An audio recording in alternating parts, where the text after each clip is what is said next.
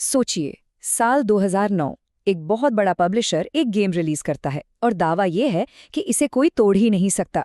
इसकी सुरक्षा पर लाखों डॉलर लगाए गए थे और नतीजा, सिर्फ 2 हफ्तों के अंदर गेम क्रैक हो गया।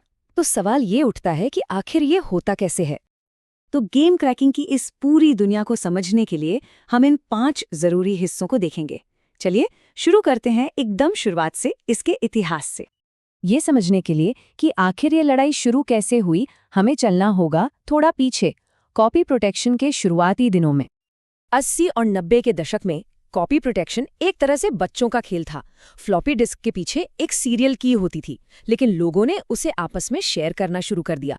तो डेवलपर्स ने गेम मैनुअल के अंदर कोड छिपा दिए। सोचिए जरा, गेम आपसे पूछ रहा है पेज 14 पैराग्राफ 2 का 7वां शब्द बताओ, लेकिन हैकर्स ने इसका भी तोड़ निकाल लिया।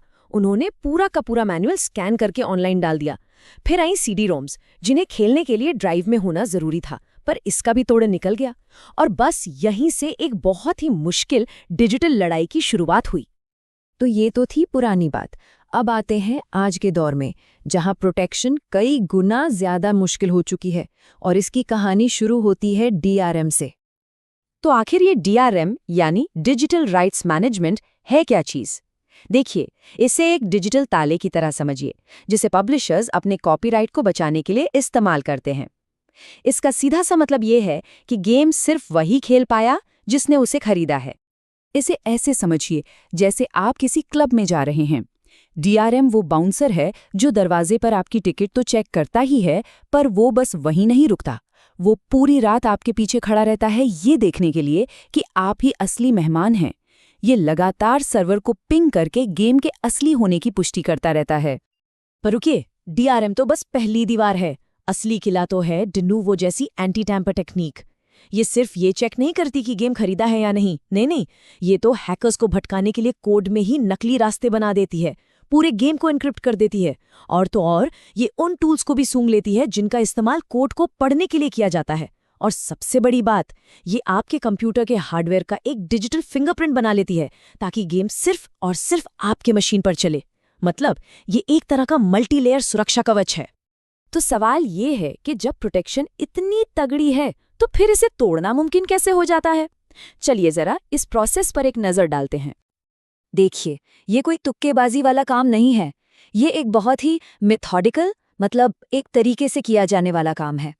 रिवर्स इंजीनियर सबसे पहले गेम की मेन फाइल, जिसे .exe फाइल कहते हैं, उसे हासिल करते हैं। और कई बार तो वो इसे खुद खरीदते हैं। फिर वो खास टूल से ये देखते हैं कि कोड चल कैसे रहा है। उनका मेन मकसद बस उस एक हिस्से को ढूंढना और काटना होता है जो गेम की ओनरशिप चेक करता है। अब यहाँ एक बहुत ज़रूरी बात समझने वाली है। देखिए, डेवलपर्स जो गेम लिखते हैं, वो लिखते हैं सोर्स कोड में।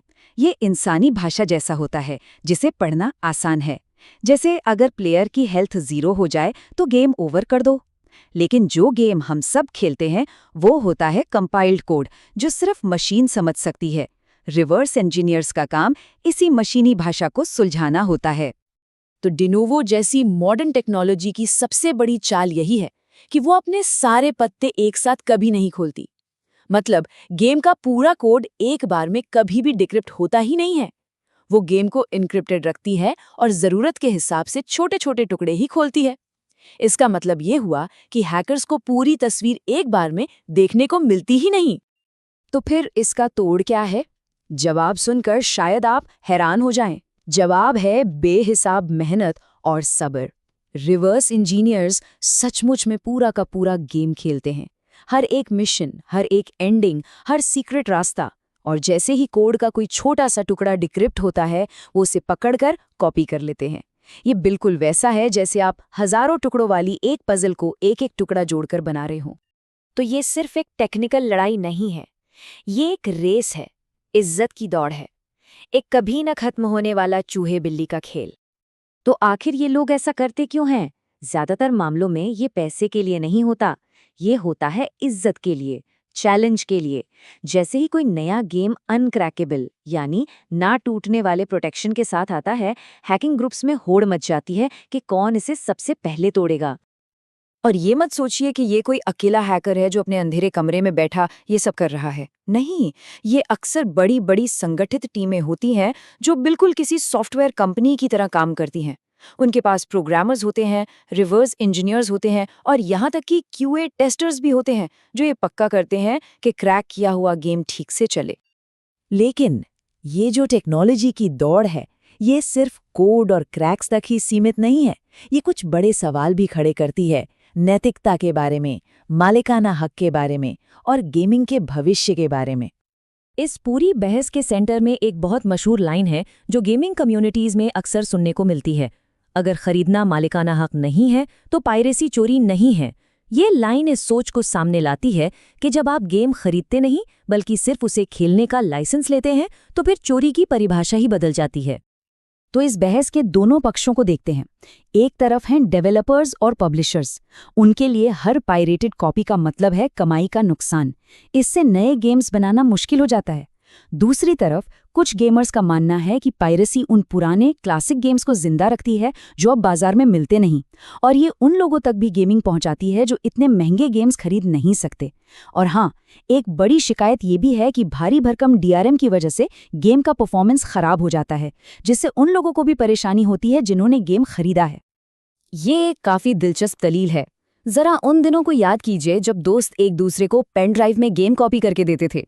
शायद हम में से कई लोगों ने अपना पहला GTA सैन एंड्रियास ऐसे ही खेला हो और बाद में उस सीरीज के फैन बन गए। तो कई लोगों के लिए पायरेसी ही गेमिंग की दुनिया में आने का पहला दरवाजा था। लेकिन सिक्के का एक दूसरा और बहुत जरूरी पहलू भी है। देखिए, गेम बनाना कोई आसान काम नहीं है। इसमें कला है, टेक्नोलॉजी है और बहुत सारा पैसा, वक्त और मेहनत लगती है। जब हम कोई गेम खरीदते हैं तो हम सिर्फ एक प्रोडक्ट नहीं खरीद रहे होते हैं। हम उन आर्टिस्ट्स, उन प्रोग्रामर्स को सपोर्ट कर रहे होते हैं जिन्होंने अपनी पूरी जान लगा दी। और खासकर जो छोटे इंडिपेंडेंट स्टूडियोज हैं, उनके लिए तो एक एक कॉपी की बिक्री बहुत मायने रखती है। और ये सब बातें हमें उसी एक बड़े सवाल पर वापस ले आती हैं। इस डिजिटल दुनिया में प्रोटेक्शन की लाइन कहाँ खत्म होती है और मालिकाना हक की कहाँ से शुरू होती है?